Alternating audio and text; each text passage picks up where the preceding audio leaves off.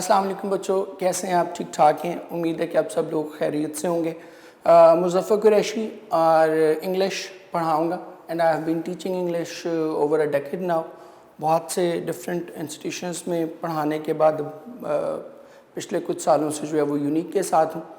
Anti-test को भी teach करता हूँ यहाँ पे। एंटी-टेस्ट की क्लासेस जो MD कैट और E-कैट की हैं, और अब आपको ये जो प्री फर्स्ट ईयर का ऑनलाइन पोर्टल जो है वो यूनिक ने शुरू किया है, इसमें आपको जो है वो इंशाल्लाह I will teach you English और आई विल मेक श्योर इंशाल्लाह कि it will be a very enjoyable sort of a learning for all of you. और हम ना सिर्फ ये कि इंग्लिश को पढ़ें, उसके लेसन्स को पढ़ें, बल्कि जो लैंग्वेज है द मोस्ट इम्पॉर्टेंट थिंग उसको भी हम सीखें। बिकॉज आई ऑलवेज बिलीव कि इंग्लिश बाय लार्ज आप इसको इससे इत्तफाक करें या ना करें, या आप इसको मुनासिब समझें या ना समझें, बट बाय एंड लार्ज हमारी सोसाइटी में इंग्लिश जो है it is considered a major of intelligence, it is considered a criterion for intelligence. So हम कोशिश करेंगे कि नॉट ओनली द लेसन्स, क्योंकि नॉर्मली अनफॉर्चुनेटली आप बच्चे जो है वो ये समझते हैं कि बस इंग्लिश को रटने की चीज़ है, याद करने की चीज़ है, आप सबक को रट्टा मार लेंगे तो आपको इंग्लिश आ जाएगी। और यही वजह है कि आप उसको इफ़ेक्टिवली मार्क्स तो बहुत अच्छे स्कोर कर जाते हैं, आप 9th-10th में 75 में से 74 73 तक बच्चे स्कोर करते हैं, तो मार्क्स तो बहुत अच्छे स्कोर कर जाते हैं। लेकिन उसी 74 वाले बच्चे को जो उसने 10 एसेज याद किए हुए, उन 10 एसेज के अलावा कोई 11वां ऐसे दे दिया जाए तो वो उसको इफ़ेक्टिवली लिखने के काबिल नहीं होता। वजह उसकी क्या है कि हमने उसको रट्टा मारा होता है, उसको इफ़ेक्टिवली लैंग्वेज नहीं सीखी होती। सो इंशाल्लाह इस टाइम पीरियड में I will try my level best and इंशाल्लाह आई विल मेक श्योर कि हम जो है वो ना सिर्फ ये कि लेसन्स उसके पढ़ें, बल्कि उसमें जो लैंग्वेज का पोर्शन है, जो ग्रामर का पोर्शन है, वो भी हम सीखें। आज का आपका जो फर्स्ट लेक्चर है ये आपके सिलेबस से रिलेटेड होगा और पेपर पैटर्न से रिलेटेड होगा कि हमने सिलेबस क्या पढ़ना है और पेपर पैटर्न क्या पढ़ना है। पेपर पैटर्न जो है वो हमारा किस तरह से। सो स्टार्ट करते हैं जी। सो स्टूडेंट्स, जैसे कि मैंने अभी आपसे डिस्कस किया कि आज हम अपना पेपर पैटर्न या सिलेबस जो है, बेसिकली पेपर पैटर्न से इम्पॉर्टेंट सिलेबस है, सिलेबस जो है वो हम डिस्कस करने जा रहे हैं। सो स्टार्ट करते हैं बेटे। फर्स्ट ऑफ ऑल तो इसमें जो इम्पॉर्टेंट चीज़ है वो ये कि फर्स्ट ईयर सेकेंड ईयर में आके आपको for the first time in true sense आपको लिटरेचर पढ़ने को मिलेगा।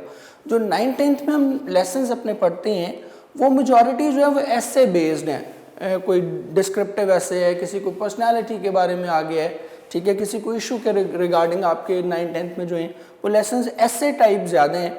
वो स्टोरी उस तरह से नहीं है जिस तरह हम ड्रामाज में, मूवीज़ में स्टोरीज़ देखते हैं, उस तरह से नहीं है। ये पोइम्स अगर हैं उसमें, तो पोइम्स जो हैं वो 2-3 बड़ी सिलेक्टिव सी पोइम्स हैं। प्ले ड्रामा जिसको आप कहते हो वो बिल्कुल ही नहीं है। तो मतलब लिटरेचर का पोर्शन, लिटरेचर का एलिमेंट उसमें बहुत कम है। लेकिन यहाँ पर आके आपको फर्स्ट ईयर में एक प्रॉपर फुल फ्लेज फॉर्म में जो है वो लिटरेचर जो है वो पढ़ने को मिलेगा। सो हम स्टार्ट करते हैं। दो बेसिकली जब हम टेक्स्ट की बात करते हैं 3 पोर्शंस मैंने बना दिए।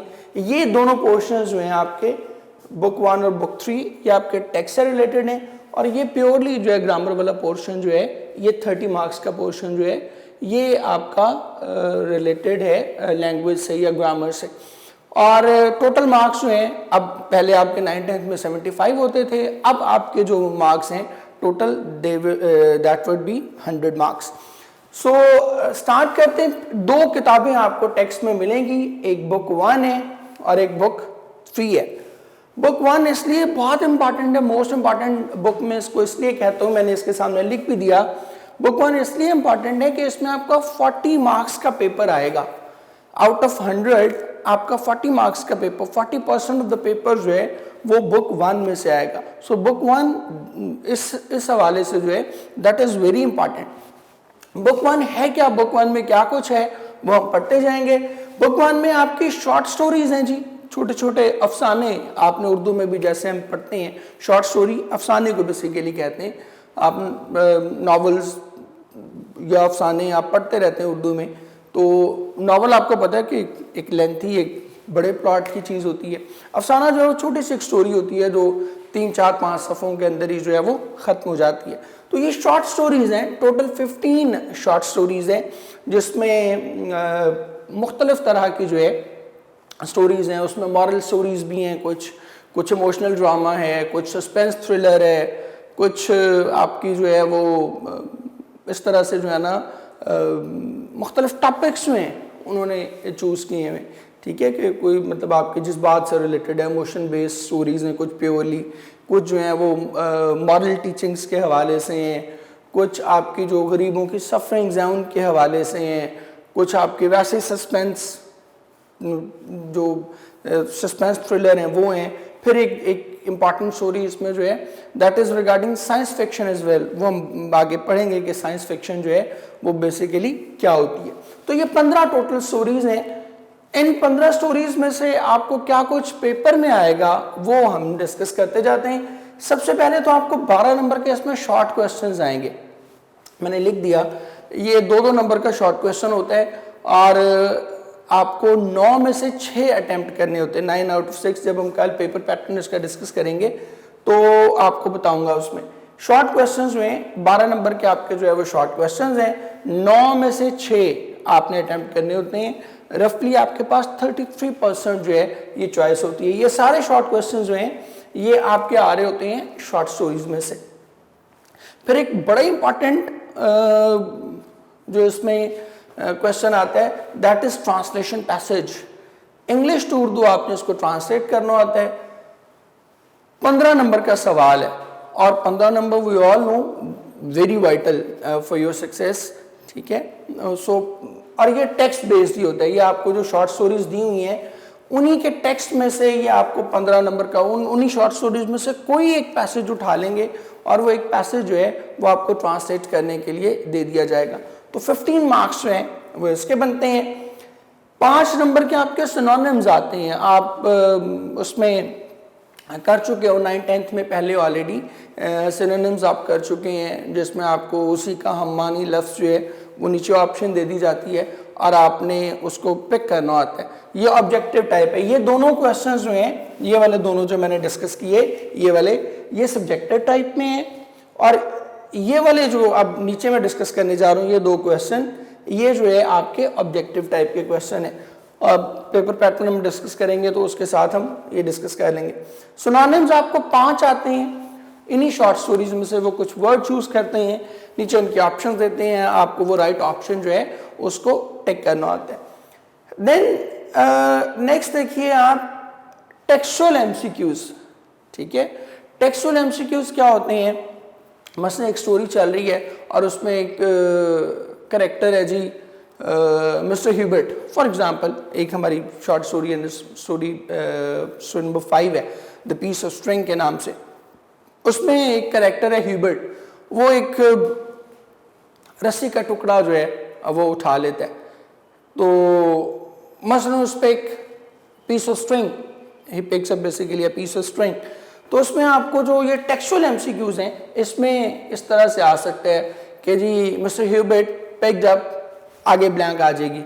अब आपने वो टेक्स्ट के हिसाब से, इसीलिए मैंने इसको टेक्सचुअल एमसीक्यूज लिखा है, टेक्स्ट के हिसाब से बताना है कि उस टेक्स्ट में उसने बेसिकली उस स्टोरी में जो आपने यहाँ शॉर्ट स्टोरी पढ़ी हुई है वहाँ उसने क्या उठाया था। नीचे 4 ऑप्शन दे देंगे जी, suppose a coin, a piece of string, a pearl, ठीक है, अ ज्वेल, ये 4 ऑप्शन दे दिए उन्होंने।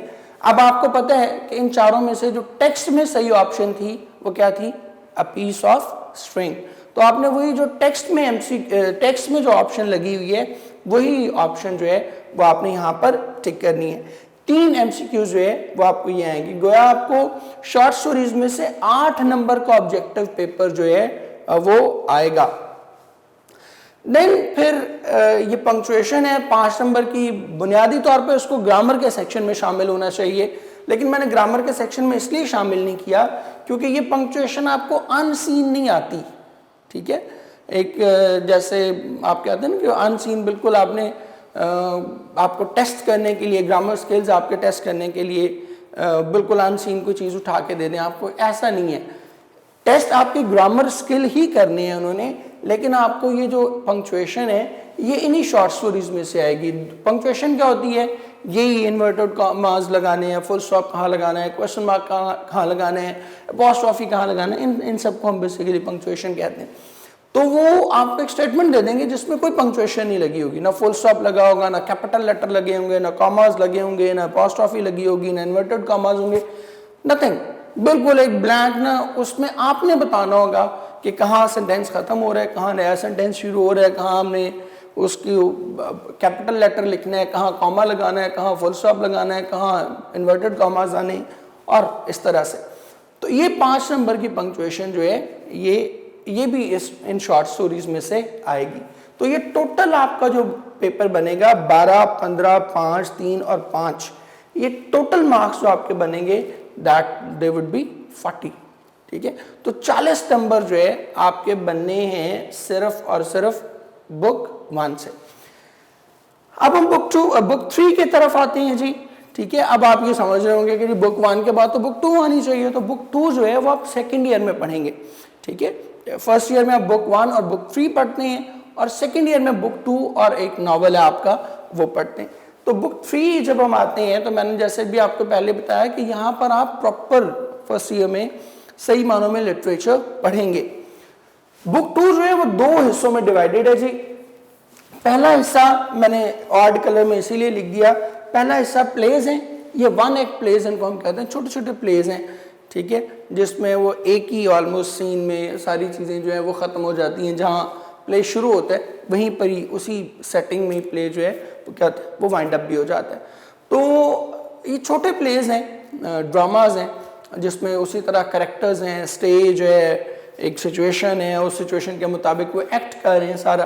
ठीक है, जैसे हम ड्रामाज जो है या प्ले स्टेज प्लेज जो है वो देखते हैं। तो ये प्लेज हैं पहला पार्ट, और दूसरा पोएम्स हैं। पोएम्स जो हैं वो आपकी 20 पोएम्स हैं।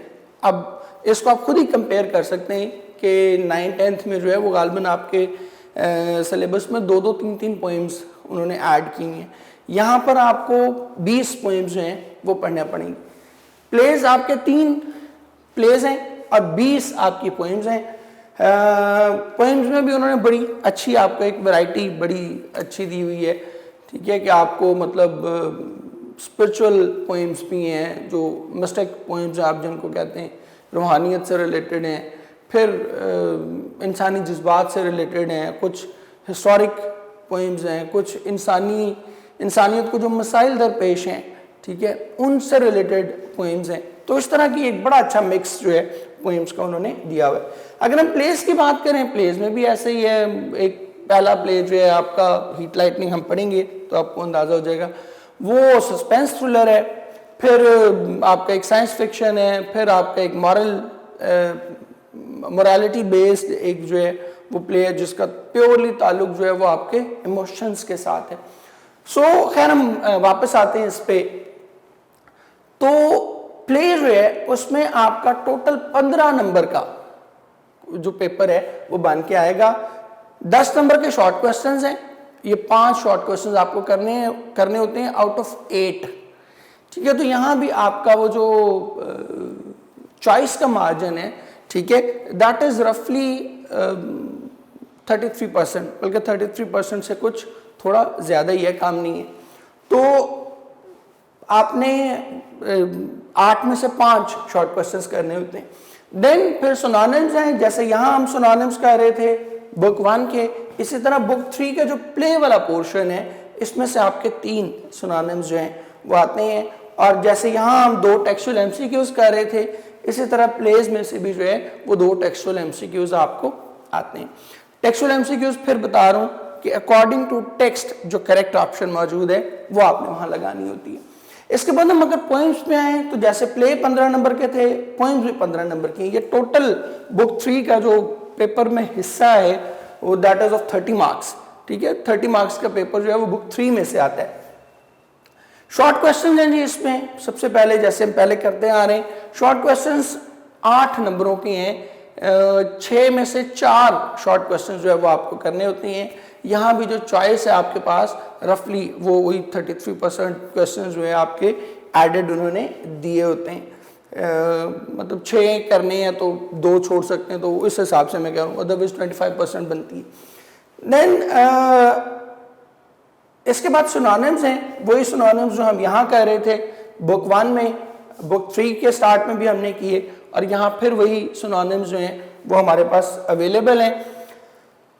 यहाँ जो एक डिफरेंट चीज़ आ रही है पोएम्स में, वो आपकी समरी नहीं अब आएगी, ठीक है। 9-10 में भी पैराफ्रेज का क्वेश्चन था, लेकिन हमारे यहाँ करवाया नहीं जाता उसे। यहाँ पर अब समरी नहीं आएगी, यहाँ पर पैराफ्रेज आएगी, एक्सप्लेनेशन आएगी with reference to context. Paraphrase क्या है कि आपको एक स्टेंजा दे दिया जाएगा या 4 लाइंस दे दी जाएंगी, किसी 4 वर्सेस दे दी जाएंगी किसी भी पोएम की, और आपने उन वर्सेस को एक्सप्लेन करना होगा विद रेफरेंस टू कॉन्टेक्स्ट। ये इंपॉर्टेंट चीज़ है, मैं इसको मार्क भी कर रहा हूं, ठीक है। विद रेफरेंस टू कॉन्टेक्स्ट आपने जो है उसको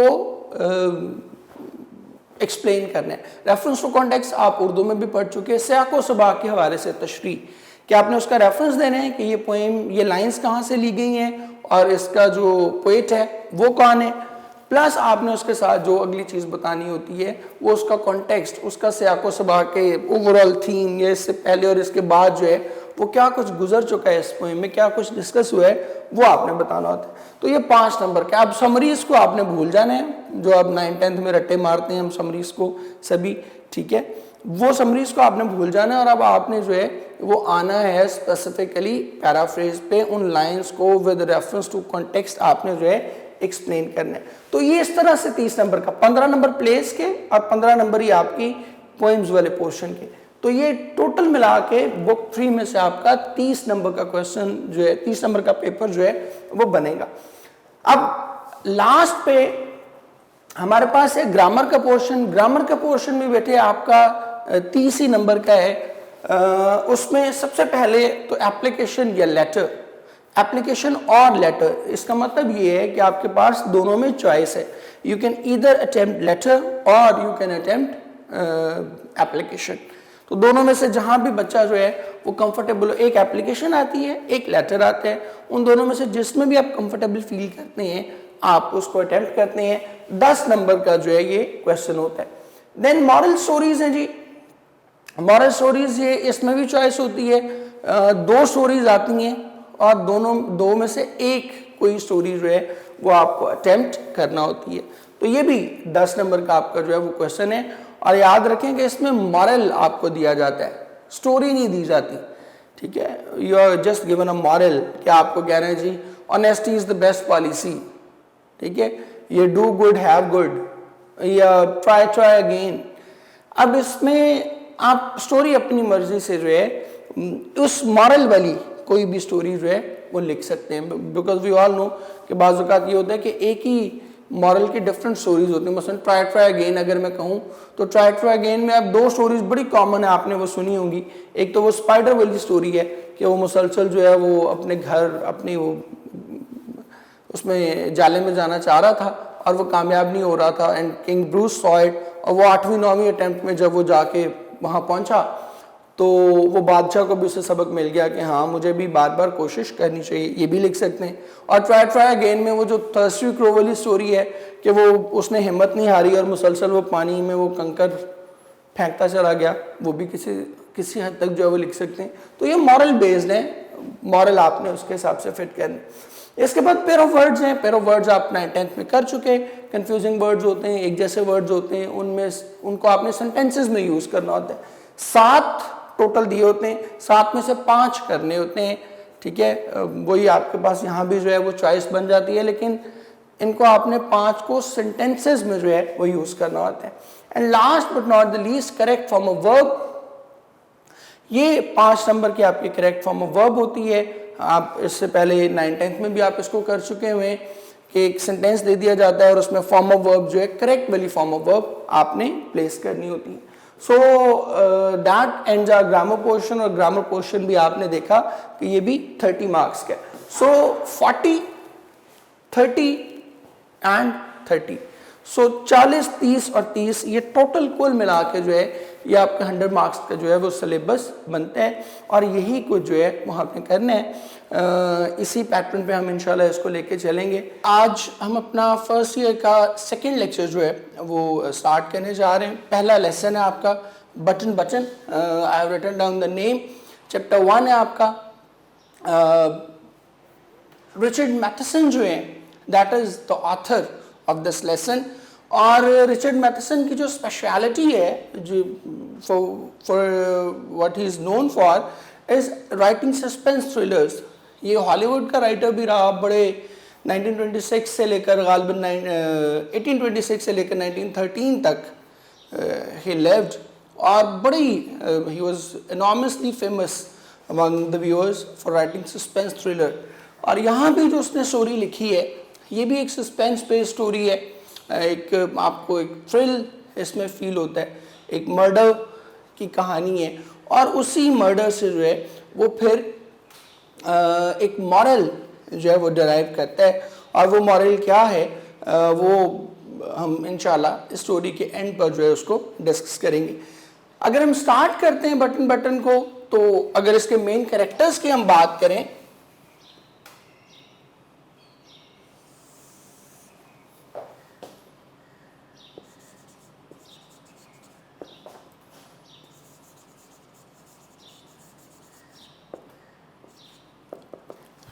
मेन कैरेक्टर्स की बच्चों जब हम बात करते हैं तो 3 इसके मेन कैरेक्टर हैं। Number 1 is Mr Arthur.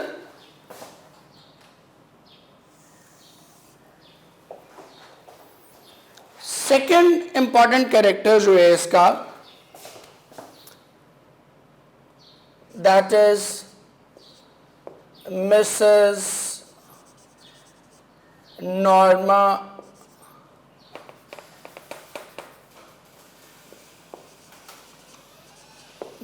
Louis. ये जो आर्थर है इसका फुल नेम भी मिस्टर आर्थर लुइस ही है। और थर्ड पे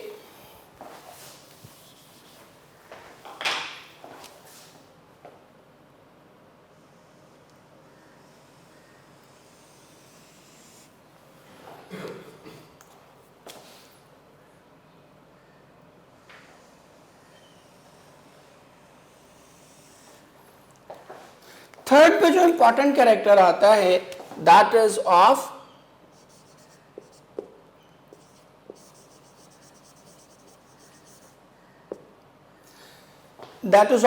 मिस्टर स्टीवर्ट। तो ये 3 कैरेक्टर हैं। मिस्टर आर्थर लुइस है, मिसेस नॉर्मा लुइस है जो इसकी बेगम है, एंड देन हमारे पास मिस्टर स्टीवर्ट जो है ये कैरेक्टर आता है। इन तीनों कैरेक्टर्स की अगर थोड़ी सी बेसिक्स आपको बताना चाहूं तो आर्थर लुइस जो है ये एक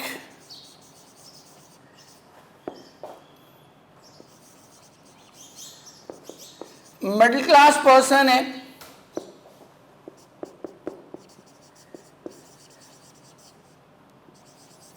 एम्प्लॉयड है, कहीं जॉब करता है ये। और यहां पर इसको दिखाया गया है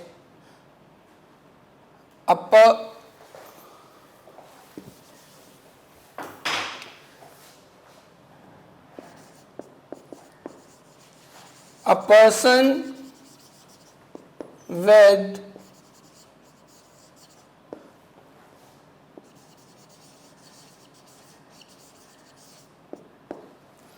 जो उसकी मॉरल स्टैंडर्ड्स हैं, जो उसकी मॉरलिटी है वो बड़ी तगड़ी जो है दिखाई गई है। And in a way we can say that Arthur Lewis is the hero of this story. और ये क्या है, अपनी जिंदगी से बहुत हद तक कंटेंटेड है, मुतमईन है अपनी जिंदगी से। ऑल्दो मिडिल क्लास पर्सन है, कोई बहुत ज्यादा लग्जरीज नहीं है जिंदगी में, कोई बहुत ज्यादा एसेट्स नहीं है जिंदगी में, बहुत ज्यादा दौलत नहीं कमाई हुई, but still he is contented with his life. अगर हम इसके काउंटर पार्ट इसकी बेगम की बात करें तो वो भी क्या है जी, सेम लाइक हिम,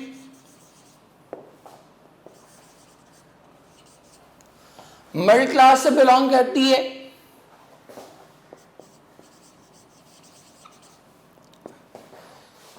इसके बाद ये भी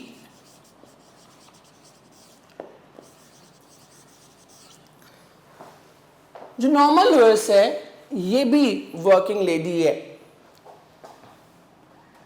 इस स्टोरी में इसको दिखाया हुआ है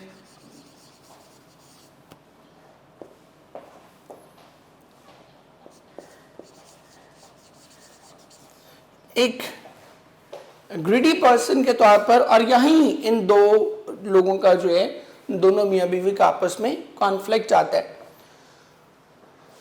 और दूसरा conflict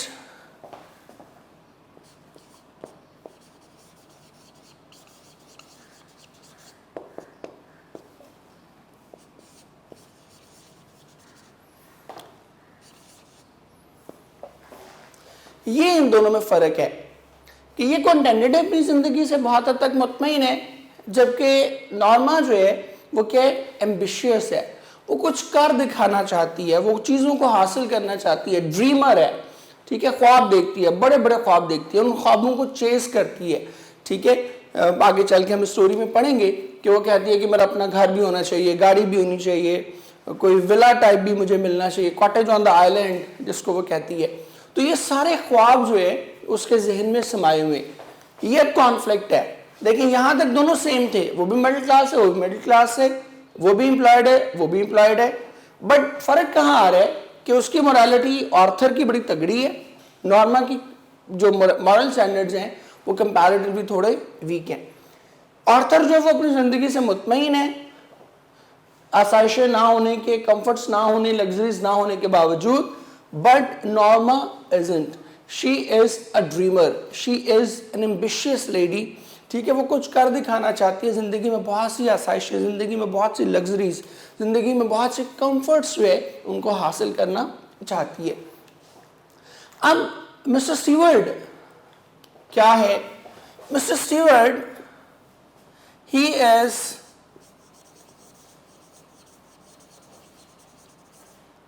a professional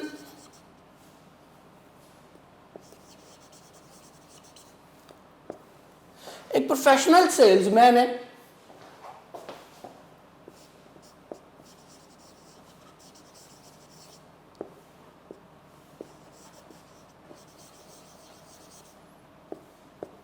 highly skilled है, अपने काम में माहिर है। मतलब अभी हम स्टोरी पढ़ेंगे आगे तो आपको अंदाजा होगा कि किस तरह वो नॉर्मा की वो बातें भी समझ जाता है जो बुनियादी तौर पर नॉर्मा ने कहीं भी नहीं होती। और ये एक अच्छे सेल्समैन की सबसे बड़ी क्वालिटी होती है कि वो अपने क्लाइंट की अनकही बातें भी जो है उनको समझ सके। सो बहुत हाईली स्किल्ड पर्सन है। साथ में इसका जो कैरेक्टर है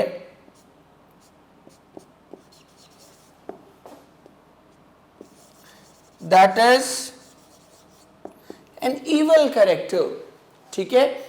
जो बुराई है, जो ग्रीड है, ठीक है, जो बेट है, लालच है, उसको बेसिकली जो है ये रिप्रेजेंट करते हैं। और इसी लालच के तहत जो है, इसी लालच के गिर्द, इसी ग्रीड के गिर्द जो है वो सारी स्टोरी भी घूमती है। तो ये इवल कैरेक्टर है। और एक बड़ी इंपॉर्टेंट चीज जो ऊपर उसके प्रोफेशनलिज्म के साथ ही जुड़ती है,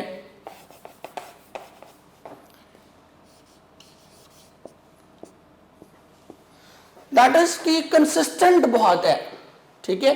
बहुत ज्यादा जो है वो कंसिस्टेंट है, बहुत ज्यादा कंसिस्टेंट है।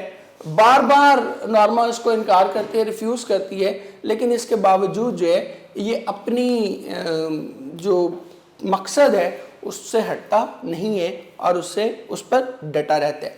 अब आपको यहीं से अंदाजा हो गया होगा, जो हमारा इंट्रो है इससे आपको बहुत अच्छी तरह से आइडिया हो गया होगा कि यहाँ फर्स्ट ईयर में हमारा जो लिटरेचर का मयार है, जो हमारा टेक्स्ट है, वो उसकी जो क्वालिटी है वो बहुत बेहतर है as compared to your 9th and 10th। कि एक पूरी स्टोरी है, पूरी स्टोरी के कैरेक्टर्स हैं, और उन कैरेक्टर्स के गिर्द जैसे आप मूवीज़ में, ड्रामाज में जिस तरह की स्टोरीज देखते हैं, उस तरह की स्टोरीज जो है वो आपको यहाँ पर पढ़ने को मिलेंगी। ठीक है जी। अब हम स्टोरी के ज़रा जो थीम है उसकी तरफ आते हैं। आर्थर लुइस और नॉर्मा जो हैं दे वर लिविंग वेरी हैप्पीली। मैं इनको लिख भी देता हूँ जो बेसिक प्लॉट है।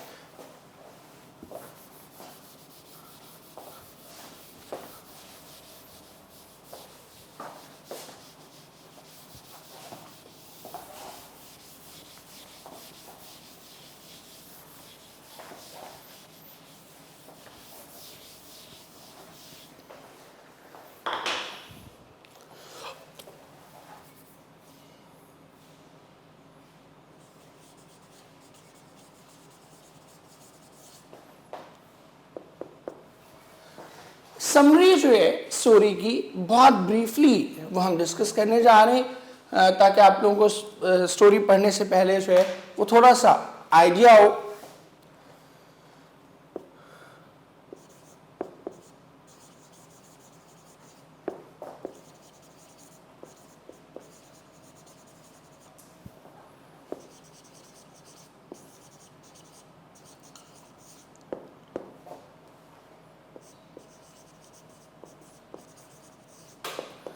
आर्थर एंड नॉर्मा जो है दे वर लिविंग वेरी हैप्पीली। वो एक दूसरे के साथ जो है वो बड़ी एक तरह से खुशकुन ज़िंदगी जो है वो गुजारे थे। ऑल्दो कि नॉर्मा वाज नॉट 100% सेटिस्फाइड, को मुकम्मल कंटेंट नहीं थी, लेकिन एक दूसरे के साथ जो है वो खुश थे। होता है क्या है,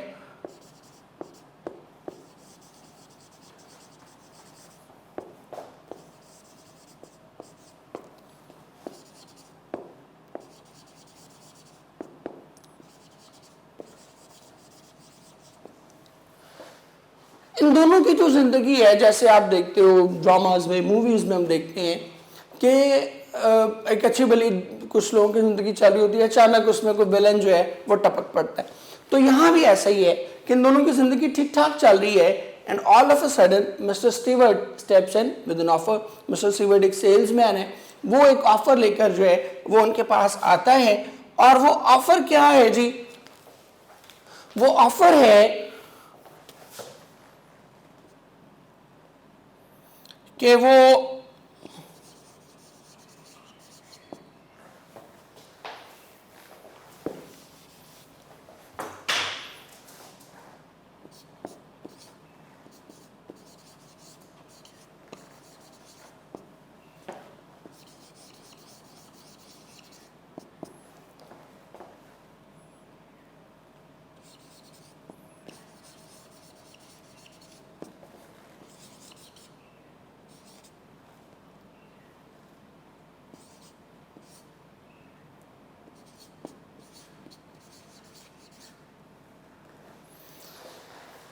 ऑफर क्या है? वो उनको ऑफर करता है, एक बटन यूनिट उनको ला के देता है, और वो बटन यूनिट उनसे कहता है कि you will have to push the button and in return as a reward you will get $50,000। $50,000 जो है वो आपको मिलेंगे। लेकिन इसके बदले में होगा क्या?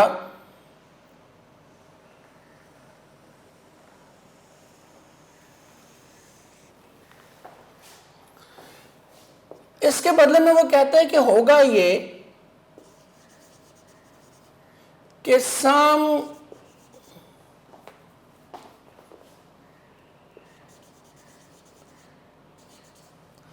unknown person will be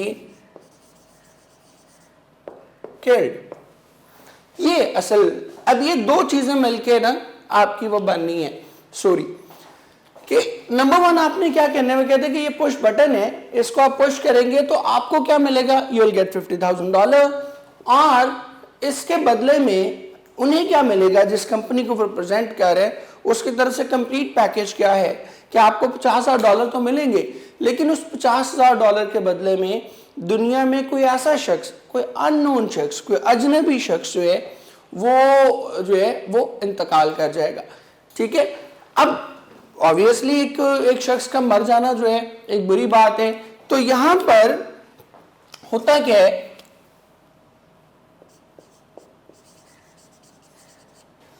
कि Norma and Arthur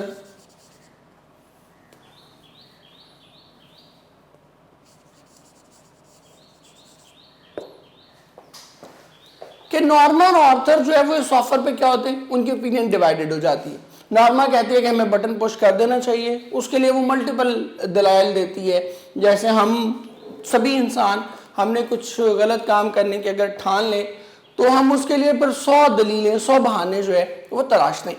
so Norma gives 100,000 examples, variety of examples, बेशुमार उसको जो है ना वो रीजंस और लॉजिक्स देती है कि हमें ये बटन पुश करना चाहिए। और ऑर्थर जो है वो कॉन्स्टेंटली कहता है कि हमें ये बटन पुश नहीं करना चाहिए। ठीक है, सो अल्टीमेटली फिर नॉर्मा ये बटन पुश करती है या नहीं करती, ये हम फाइंड आउट करेंगे एंड ऑफ द स्टोरी में।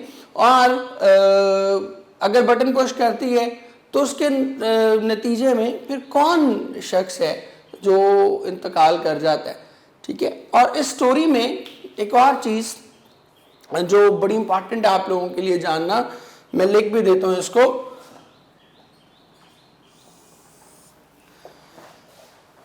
कुछ चीजें हैं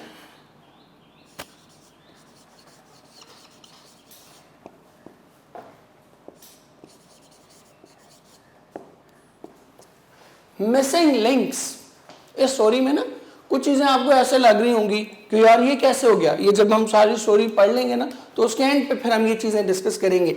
ये ज़हन में रखिएगा, मैं अभी इसको हाईलाइट कर रहा हूं, that is very important, missing links.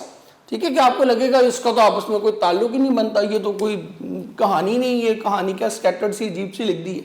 तो वो मिसिंग लिंक्स में इस स्टोरी में कुछ ना कुछ हैं। और सस्पेंस थ्रिलर जो भी होता है, सस्पेंस स्टोरी जो भी होती है, उसमें उसकी खूबी होती है ये कि उसमें बहुत सारी चीज़ें ऐसी होती हैं जो बियॉन्ड योर अंडरस्टैंडिंग होती हैं, जिनको आप वाज़े तौर पर समझ नहीं सकते। और वो जो बियॉन्ड अंडरस्टैंडिंग चीज़ें हैं एक्चुअली वही चीज़ें अल्टीमेटली क्या करती हैं, सस्पेंस और थ्रिल जो है स्टोरी में क्रिएट करती हैं। बट इंशाल्लाह, सेल्फ प्रेज नहीं कर रहा, बट इंशाल्लाह आप पढ़ेंगे तो आपको ये मिसिंग लिंक्स भी समझाऊंगा। ठीक है, मिसिंग लिंक्स को हमने कनेक्ट कैसे करना है, ये जो चीज़ें हमें लग रहा है कि बियॉन्ड अंडरस्टैंडिंग है, ये कैसे कनेक्ट होती है, इनकी फंक्शनिंग, इनकी जो मैकेनिज्म है वो भी आपको समझाऊंगा। और इसी के साथ इन्हीं मिसिंग लिंक्स में एक आपका कैरेक्टर आएगा, उसको मैं कहता हूं हमेशा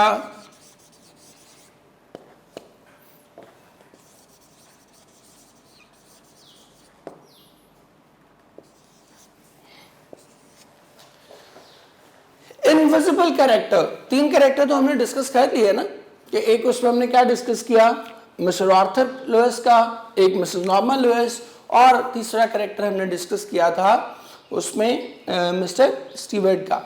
एक इसमें कैरेक्टर जो है स्टोरी का कैरेक्टर है but that is not visible. ठीक है, वो नजर ही नहीं आ रहा कि वो कैरेक्टर कहाँ है, कौन है वो शख्स, but that is the most important character of the story. और वो कैरेक्टर क्या है, फिर कह रहा हूं, अब मैं भी रिचर्ड मैथसन की तरह जो है वो सस्पेंस क्रिएट नहीं कर रहा, बट वो कैरेक्टर जो है वो स्टोरी के एंड पे ही जाके रिवील होगा, क्योंकि जब हम सारी स्टोरी पढ़ लेंगे तो फिर ही उस कैरेक्टर को जो है वो हम पिछली जो सारी स्टोरी हमने पढ़ी उसके साथ लिंक कर सकेंगे। ठीक है जी, so that is how it stands. और इसी में ये जो इनविजिबल कैरेक्टर है, इनविजिबल कैरेक्टर जो है इसी में ही सारा स्टोरी का जो मॉरल है वो छुपा हुआ है। ठीक है, इसी में जो उसका जो असल मैसेज है, जो असल थीम है, बहुत सारे लोग जो है वो इसको मिस इंटरप्रेट करते हैं, मिस अंडरस्टैंड करते हैं। और जब हम स्टोरी कंप्लीट करेंगे तो फिर बताऊंगा कि वो जो एक गलत अंडरस्टैंडिंग है स्टोरी की, ठीक है, जो एक गलत थीम समझ लेते हैं हम लोग, वो क्या है, और इसका रियल जो थीम है, real moral of the story जो है वो क्या है। So that ends our introduction, और इसको हम जो है वो यहीं क्लोज करेंगे और अब हम जो है वो स्टोरी नेक्स्ट लेक्चर में जो है इंशाल्लाह हम स्टार्ट करेंगे। थैंक यू वेरी मच बेटे, बहुत शुक्रिया।